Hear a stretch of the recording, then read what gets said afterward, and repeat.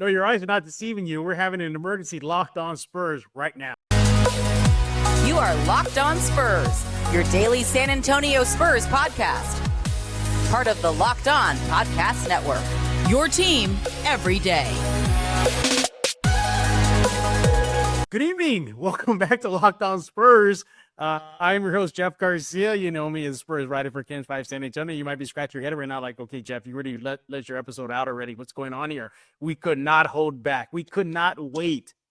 Rumors are popping up. Spurs-De'Aaron Fox, they are exploding right now. If you're on social media, you got a radio station out of Sacramento, the host blatantly saying, yep, Fox's preferred destination is the Spurs. You have ESPN's Sham Charania saying, yep, Kings are over for business. There might be a lot of fire and smoke. You know that proverbial, that saying, oh, where there's fire, there's smoke, all that good stuff there. It looks like something could be cooking. Is this going to happen? Will Fox wear silver and black?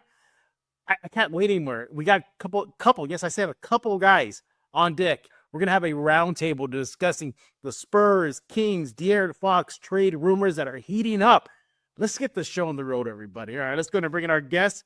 Let's go and add in Jack Thompson, formerly with San Antonio Spurs Star. Jack, we need the 3 goggles. There they are. You know what it is, Jeff. You know what it is. By the way, we'll get into a bit. Streets are saying you got scared money if you're the Spurs GM right now. Just saying that, man. Just saying that. Yeah, that's not true. And look, another guest. We got Matt Guzman, Spurs on Sports Illustrated, hopping on this emergency Locked On Spurs to discuss the De'Aaron Fox Spurs rumor. Speaking of rumors, Matt, rumors are out there saying that you are willing to even ship out Stephon Castle. Is that true? Yeah.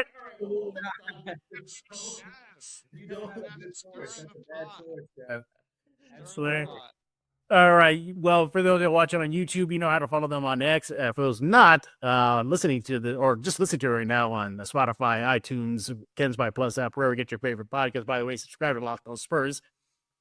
Follow Jack on X at Jack_Thompson33 and Matt at MattGZMAN. Once again, he is with Spurs on Sports Illustrated.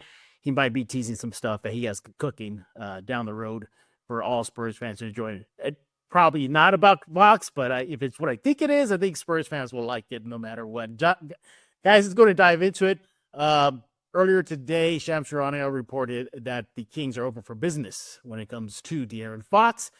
Keep in mind that he did say several teams are in this supposed chase for Fox, so keep that in mind. But got doubled down. ESPN out in Sacramento, ESPN radio host put out on social media that De'Aaron Fox's preferred destination is the San Antonio Spurs. This is not the first time we've seen the Spurs and Fox linked. The Athletic back in December reported that the Spurs are monitoring what's going on in Sacramento with Fox's future with the Kings.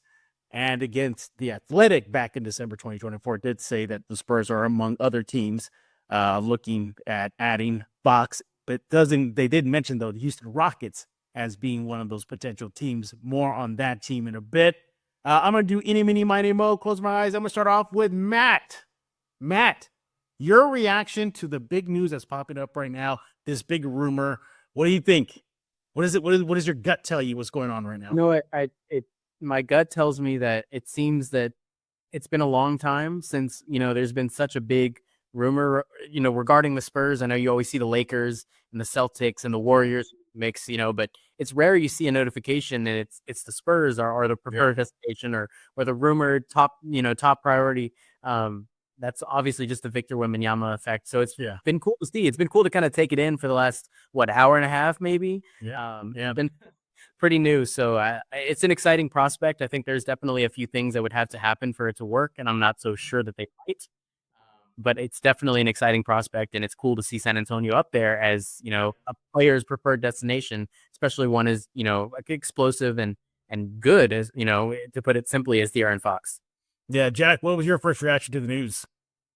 I mean, yeah, like Matt put it, it's, we haven't had any major piece in the NBA say that I want to go to San Antonio. Like, it's unheard of. The last big piece we got was LaMarcus Aldridge. Yeah. And, that was a decade ago at this point. So, yeah, to see the Spurs in the, the major headlines of the NBA and then not, the first word not being Wembanyama it's definitely awesome to see.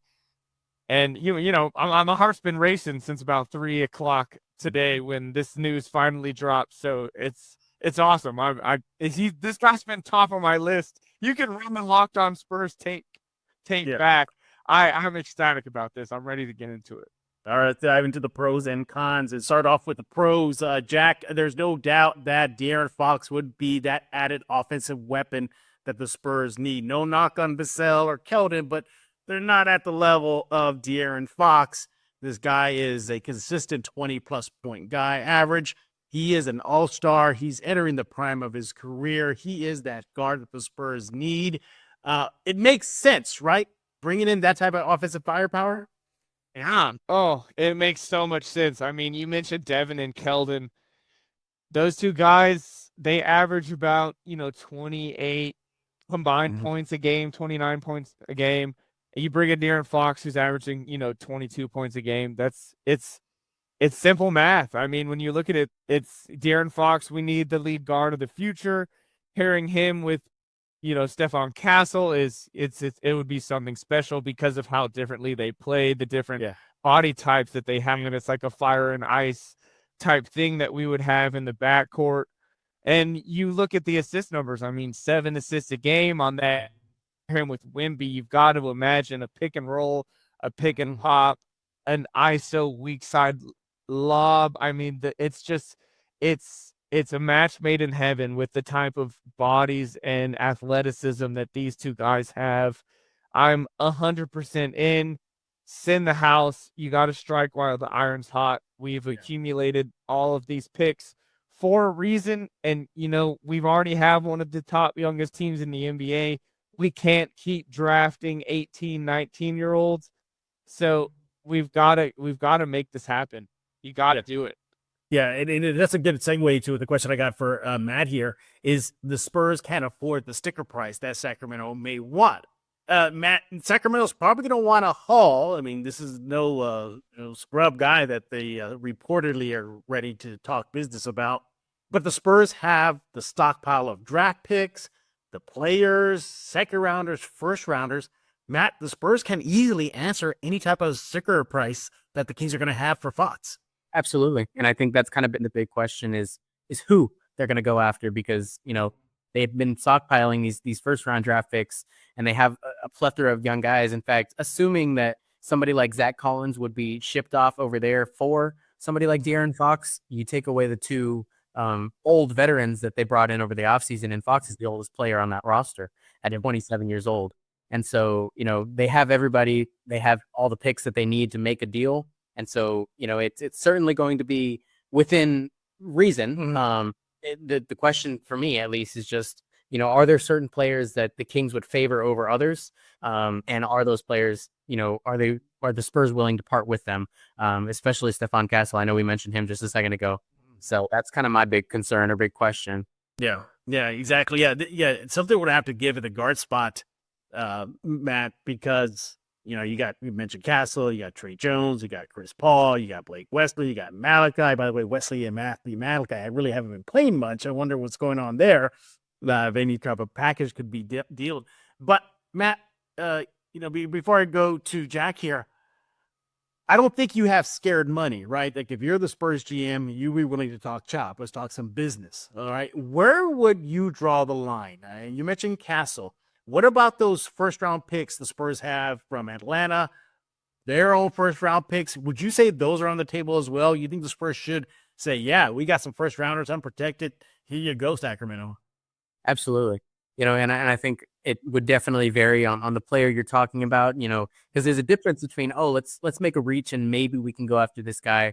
And then you don't feel great about giving up 4 first round picks, right? But when it's a guy like Fox, who's been, on the radar for the Spurs for the last couple of seasons, probably behind the scenes before it was even reported. And especially now that it's kind of at the forefront, it seems a little bit more realistic.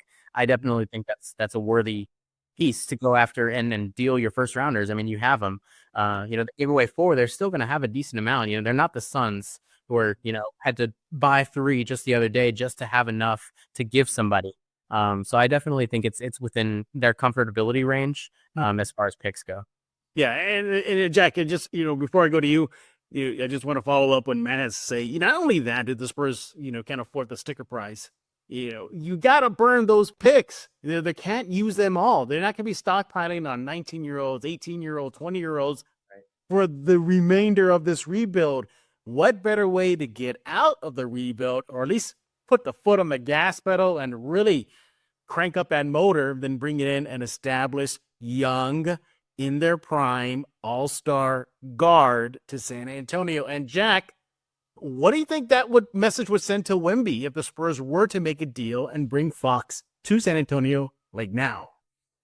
I mean, it's obvious. The message to Wemby is it's go time. Like, we're bringing in another guy. And this, we win a couple games, lose a couple games in a row. Like, we're tired of it. That time is over. It's time to start to establish ourselves as a power in the league like we once were, and with you at the forefront. That's what the message it sends to Wemby. And, talking about the picks, yes, the Spurs have all these picks, but you've got to imagine, and, us as Spurs fans, we want this. Those picks are going to become a diminishing asset. With Wemby, you look 4 or 5 years down the line where we want to be. We want those picks to be at the end of the first round. How valuable are those picks? Not very. So you've got to trade the picks that we have now while we're still not a top team. So yes, that Hawks, the Bulls, all the picks we have, they're all on the table, because at the end of the day, we don't want to be in a position where we have to worry about drafting. We want it to be like the old days where when the Big Three era, did we ever talk about who the Spurs were going to draft? No. You were drafting stash guys that most of them never even saw a minute on the Spurs. So, we've got to get back to that. It's a diminishing asset with the picks that we have. So we've got to strike while the iron is hot. We have an all-star in the league that is saying they want to come to the Spurs. You have to. Allegedly. Spots has not said anything. But allegedly, but again, like, his wife is from San Antonio. You don't think they've talked about this since we've gotten Wemby? Like, this is real life. We've got to go and get this guy. He wants to be here. This will be the first domino of the path to the Lario. So we've got to go and get this guy, because we get him, and suddenly there's other guys like, oh, I want to go play with Wemby and Fox. That's a nice duo over there. Sure. We've got to make this happen. Jack, you're hearing the enthusiasm from, Matt, you're hearing the enthusiasm from Jack right now. I don't know, Matt, do you feel maybe Jack needs to pump the brakes a bit? Because I don't think Fox moves the needle to Larry, heights. Not Larry just Fox, but he's the first domino that could.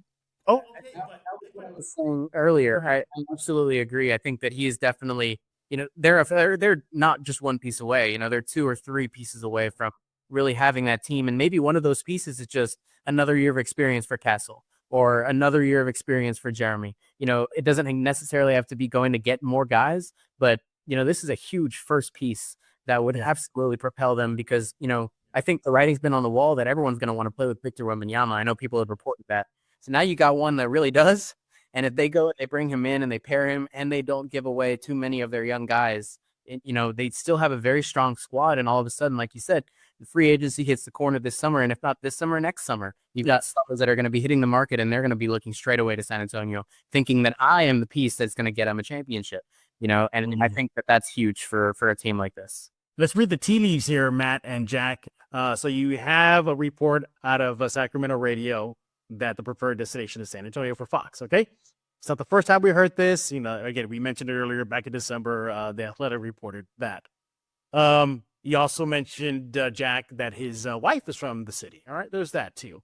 Then there's back in 2019, fellas, where he put out there that he would go to San Antonio to watch Spurs games. He grew up watching the Spurs Big Three era. His favorite player is Manu Ginobili. Oh, and by the way, Back in June 2024, he invited San Antonio area high school basketball players to come to his camp to help him in, helping out the kids in this camp. So there's a lot of tea leaves, a lot of connections to San Antonio. If we're reading that, it's more likely than not, yeah, San Antonio would be his preferred destination.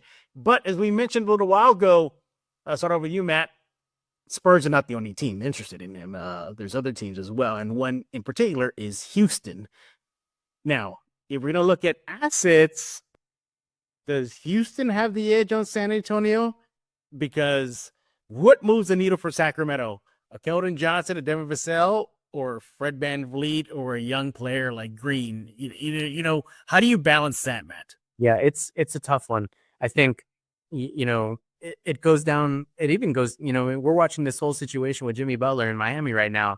They're not willing to work with him in the slightest, or they're not going to want to. De'Aaron Fox has done great things for Sacramento. He's brought them kind of to the forefront of the Western Conference a couple of years now. It kind of seems to me they'd be willing to work with him. And so he's going to have a little bit more pull. If he wants to go to the Spurs, they're going to be inclined to work with him. And, let's see who we can go grab from the Spurs. You talk about comparing him directly to Houston. I don't think they're going to want somebody like VanVleet. He's a little bit older, but you got Jalen Green. You have Reed Shepard, who's done very well. I think what moves the needle is, that's where things could get dicey. And I guess that's where my biggest skepticism comes into the play. Because, if you got a team that, yeah, sure, we'd be fine with Jalen Green, or we'd be fine with Stephon Castle. Sure. Now, all of a sudden, the only thing that's going to get De'Aaron to San Antonio is to give up Castle, or is to give up, Castle and Vassell, or something ridiculous, and I'm not so sure that's something that I don't think they want to be in a bidding war. So I'd hope that, just the fact that he wants to go to San Antonio is enough to help them work with him on getting him there, but at the same time, it's a business. And so it's definitely going to be something to watch. But I do think the Spurs aren't going to be able to be outbid. They just might not be as inclined to include the pieces that are being asked. Jack, we're going to use Houston as just an example here. If you look at who's further along in getting to the playoffs and beyond, it's Houston. If De'Aaron Fox is about winning, then the more chances of winning faster is with Houston. How much does that throw a wrench in things for the Spurs? I mean, I would say it does throw a little bit of a wrench in things because obviously we're not as far along as Houston. But on the flip side, if you're Houston, why do you break this team up? You're beating every superpower in the league. You're at the top of the West. You have great young talent that is meshing extremely well together, and you haven't even added Reed Shepard to the mix. Why would you break this young core up? I don't understand the reason. It still goes back to what Matt was saying, is who has the better assets. I mean, sure, they have the better player assets. Yeah. There's no doubt about that. They have more young, advanced players in this league. I mean, Jalen Green, Sengun, Jabari, Amin Thompson has been a terror lately. I mean, they've got the young talent. There's no doubt about that. But, I mean, do you want young talent that, yeah, they've been playing well in this team together? Or do you want the ultimate currency in the NBA, which is first round picks? That they cannot outbid us in that. There's only one, maybe two. I'm not sure if Utah has more than we do, but it's from the top of my head, only Oklahoma City has more first round picks than we do. So if we want to go into a bidding war, sure, yeah, we'll give you Keldon and Devin, but we'll also give you, 3-4 first round picks. Or you could take Jeremy, or you could take Jalen Green and Reed and 1 or 2 first round picks. I mean, what outweighs that? It depends on what Sacramento really wants. If they want picks to try and rebuild for the future, they're going to come to us because there's no one that can outbid us there. But Jack, he's technically, if they do make him trade at the trade deadline, he's technically under contract. And sure, he can throw his input that he wants to go to San Antonio, but ultimately Sacramento will make the decision, whether that's San Antonio, Utah, Houston, or whatever team that's involved. So yeah, there's that. I'm going to go to Matt with this one. Matt, do you think maybe the more prudent thing is to wait till the offseason when that's not an issue, that's not an obstacle? Or should they strike now and make them a deal with Sacramento, outbid everybody? It's kind of like, what do? You run the risk of investing so much now when maybe you don't have to in the offseason. Right. And that's a good point too. There's an argument to be made that maybe he'll still be available come summer, and the Kings and Spurs have all the time in the world. But at the same time, what I'm kind of seeing is, all this stuff is coming out. It seems that the emotions are running high. It seems that De'Aaron Fox, the Kings just fired Mike Brown, and they hired a new guy. And so it's, maybe De'Aaron Fox is a little antsy right now. And, as weird as it is, maybe, him spending the rest of the season in Sacramento would be like, oh, maybe it's not so bad. Maybe I will stay. But right now, he's that risk can't get out. And, if the Spurs play the right chords and, they play their cards correctly, I mean, they could kind of capitalize on the fact that emotions are running high and things seem to be at an urgent pace at the moment. And, the Spurs are not a fast-paced team when it comes to making moves and being aggressive. But, if they can capitalize on a move right now, it seems that they could get ahead of the pack and basically secure something that won't be guaranteed in the offseason. Yeah, there's that too. Sacramento has, been playing better of late. So, that is another wrench that could happen for the Spurs if they want to make a deal. Now, before we hit record for this emergency episode of Locked On Spurs this evening, I asked the guys who wants to take the devil's advocate part. Who wants to be the, maybe the Spurs shouldn't make the deal. And who was the brave soul to do that? It was Matt Guzman. Matt, you said you were willing to take this fall on that sword. Why do you think the Spurs should not make that move to bring in Fox? I'm just worried that I believe Sacramento is going to kind of take advantage of the fact that the Spurs have such a young, promising guy in Stephon Castle who's played his butt off all season long. And I'm worried that they're going to be, kind of playing hardball and only going to be making that deal if Castle's involved. Castle and first, Castle and this, and I really don't think that it'd be a great move to get rid of him so early. I think that he's learning, he's growing, especially with Chris Paul there right now. I don't think there's a better place for him to be. And I'm worried that, Sacramento might look at that and say, well, hey, if you want Fox, who's going to take, Stephon Castle? At which point I don't think it'd be a great idea to make the deal. I don't think it'd be worth it as great and as strong as Fox would be for this roster. Yeah. Jack, I want to follow up to that. And when I heard the news, I was like, okay, this is great. This is great. All-star guard, the offensive weapon the Spurs need. We've seen this season the Spurs go in offensive droughts where they just can't score. And, maybe he can cure that. But where I took a minute to pause, Jack, was when I said, okay, but is Fox really worth a haul? Is he, he's not a superstar. He's an all-star, but he's not at that upper tier. So me, even I have a limit. I think, okay, well, he's good, yes. But is he that good to get a Godfather deal to Sacramento? Because that's what Sacramento's going to want. So that's where I paused a lot, Jack, is like the asking price for him. Jack, where is your cutoff line? Where, as much as you're enthusiastic right now, we can see it on camera right now. You want Fox where he's silver and black. Jack, do you have a limit? Yeah, I'm right there with Matt. My limit, it stops right at Stephon Castle. I fully believe in a few years he's going to be better than De'Aaron Fox. He adds more to a team. He's an incredible defender. He's a straight-up dog on the court. He wants to guard the best guy every night. We see his incredible scoring ability, slashing to the basket. And if that jump shot comes along like it did for a young De'Aaron Fox, then Steph Castle's going to be tearing up the league. So he's definitely where I draw the line. But anything up until him, you can have. I'll ship it to you. Picks, players, you can have it. De'Aaron Fox would change and reset the needle for the Spurs. And it just seems like a match made in heaven. Everything seems to be connecting. And I just feel like you have to strike while the iron is hot. Like Matt said, emotions are running really high in Sacramento right now. Zigs are kind of a dismay over there with, the interim coach. They have been winning, but even prior to that, De'Aaron was already saying he's not really feeling it over there. So if you can go and get him and send them, Devin and Keldon, or Keldon and Jeremy, and Trey and Zach, whatever, whoever you want of the players, and you want 3-4 first-round picks, that's fine. We've got 10 more in the back pocket, man. And you say you don't want to send a haul, but, that's the NBA now, man. We saw the Knicks send 6 first-round picks for Mikal Bridges. You think they're regretting that right now? No, I don't think they're regretting that at all, yeah. But exactly. You've got to go get the guy.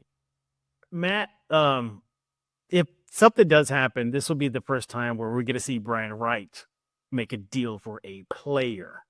We haven't seen that yet. He makes great deals for picks, but he hasn't made a deal for a player. Right. Do you think he's under their microscope right now, if all these reports are true? Absolutely.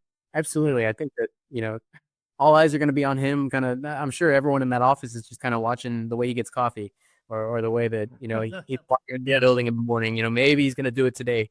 I think there's a first time for everything. And then, to Jack's point, if that line is Stephon Castle, cool. You can send off a couple of other players and some picks and bring them in. Just the idea of pairing Fox with somebody like Victor, who's only getting better. And if Stephon Castle does pan out the way he's supposed to, now you have both. And so, I think that it's a really good idea. I think that it's something that, if Brian Wright wants to go out and make this his first big time player deal, he's going to get his opportunity. And I think that's an exciting prospect.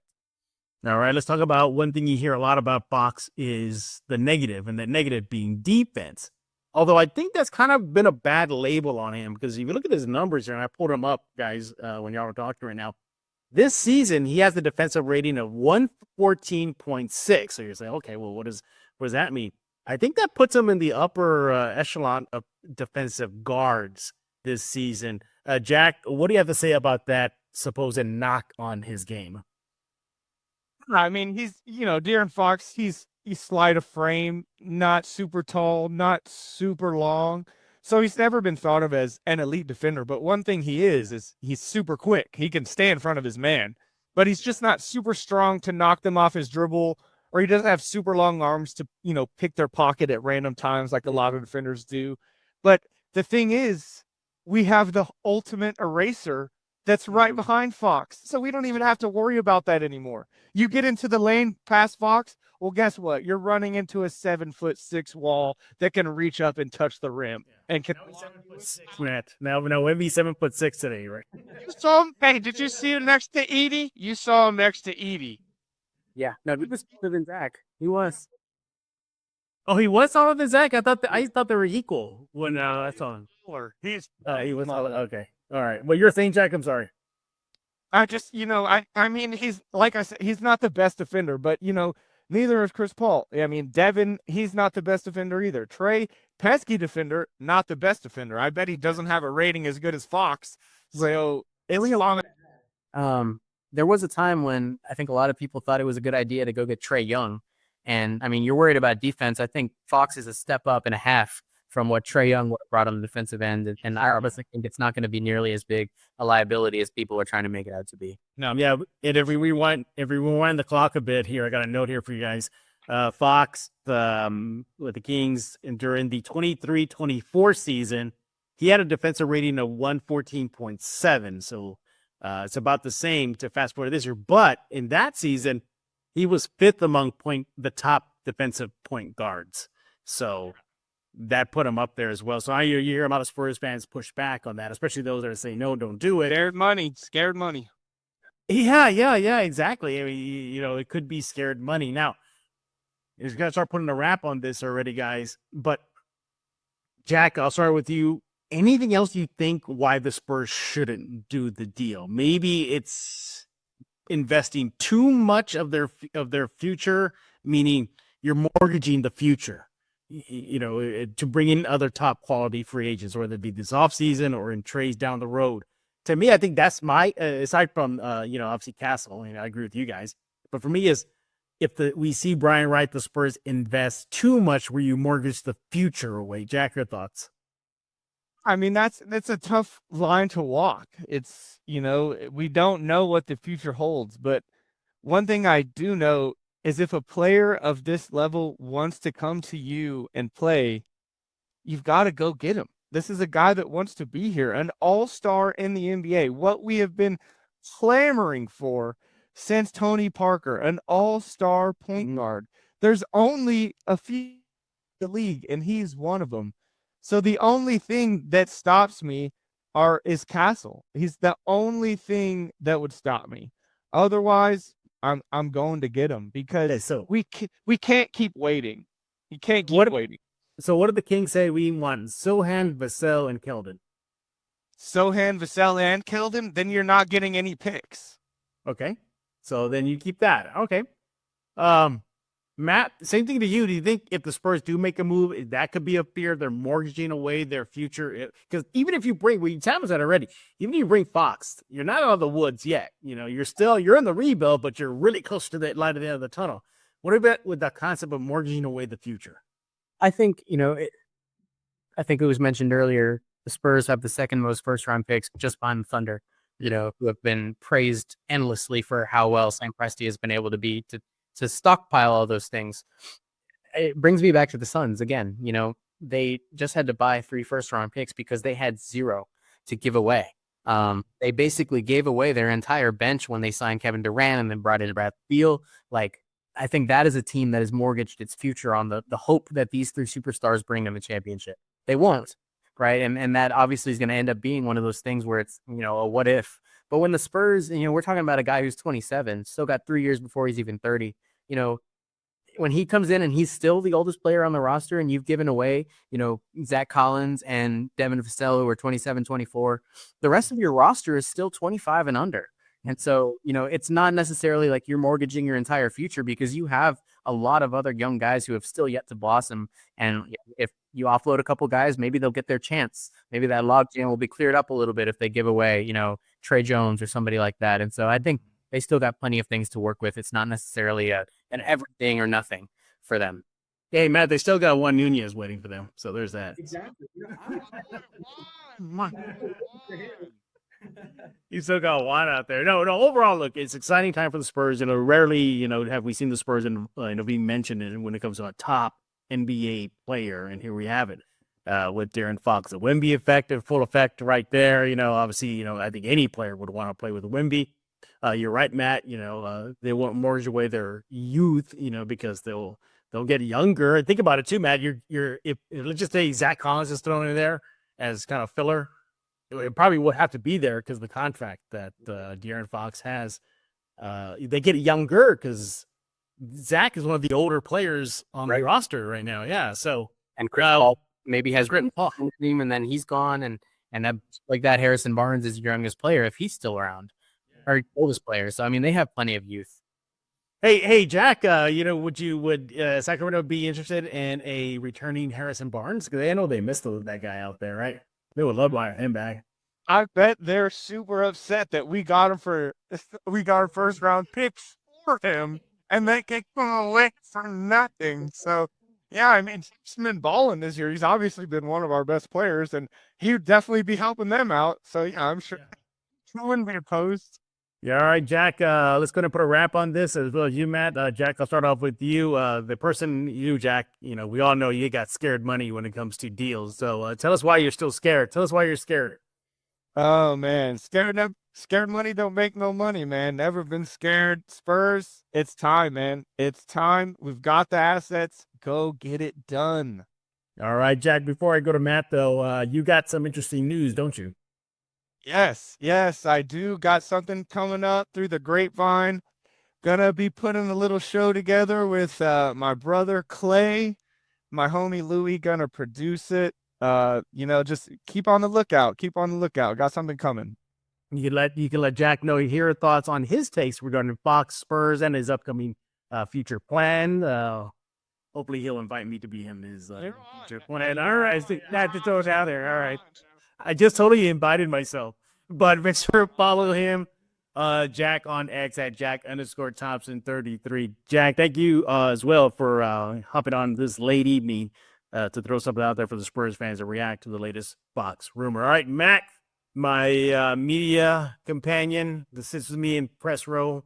By the way, Matt is very razor focused when it comes to covering this team, man. He's sitting there next to me like this, Jack. He's like this. I'm just looking at the game. I'm looking at the game. I dissected it. And I have to be the one to go, hey, Matt, come on, let's go do something. But Matt, again, CFD, appreciate you coming on late this evening. What you got cooking over there at Spurs at Sports Illustrated? Yeah, well, Jeff, it's been a long time coming.